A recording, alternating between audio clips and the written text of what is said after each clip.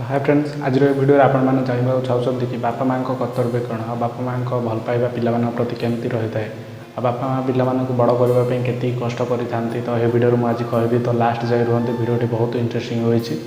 तो चलते वीडियोटी आरंभ करवा। तो हाय फ्रेंड्स, मु विकास आपण मैंने देखुं बापा माँ कर्तव्य कौन। तो फ्रेंड्स, जड़े बापा माँ पिलामानकर केते कष्ट सही रही था, पिलार छोटू बड़ है जाए केते कर्तव्य कर रही था। आ जड़े माँ भी कम नुहति, जड़े माँ पिला पेटर रखला जाए 10 मास 10 दिन गर्भर धरी से जिते कष्ट सही रही थाए पिलार जन्म है पर्यंत भी बहुत कष्ट सही रही है। जड़े माँ ही जानी थाए से कष्ट कौन।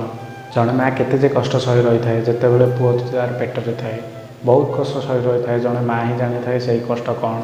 तो जिते 10 मास 10 दिन गर्भर धरी रही था गोटे माँ जिते बड़े पुओ को जन्म करें तार खुशी कहले न सरे।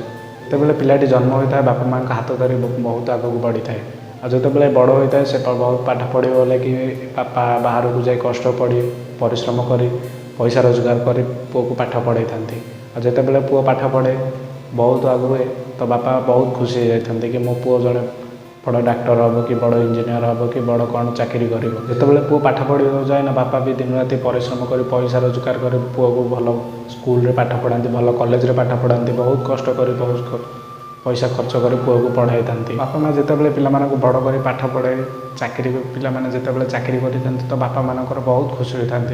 आ से खुशी में गोटे कमी रही जाता कि मो पिला मोठू दूरे जी मो पुओ मो स्नेह ममता सब भूलीज। बापा माँ कही था पुओ दूर रही तो कौन है मो भल पाइबा तो सेमती अच्छी मो स्नेह ममता भी सेमती अच्छी। माँ भी सेमती ही कही था मो पणत गानी मो पुओ को मुझे घोड़े रखी मोर जी भल पाइबा मो पुओ को मुझे भल पाइबा देवी। माँ ठू किए बड़ न थाए जी आमको जन्म दे था जी आमको शिक्षा देते प्रथम शिक्षा से आम केमती भूल भी रही पार से भल पाइबा आम प्रति आशीर्वाद हो रही है। फ्रेंड्स, वीडियोटी आज ये रखा तो नेक्स्ट वीडियो देखापी आम चैनल को सब्सक्राइब करूँ। वीडियोटी केमती लगे लाइक करूँ कमेंट करूँ।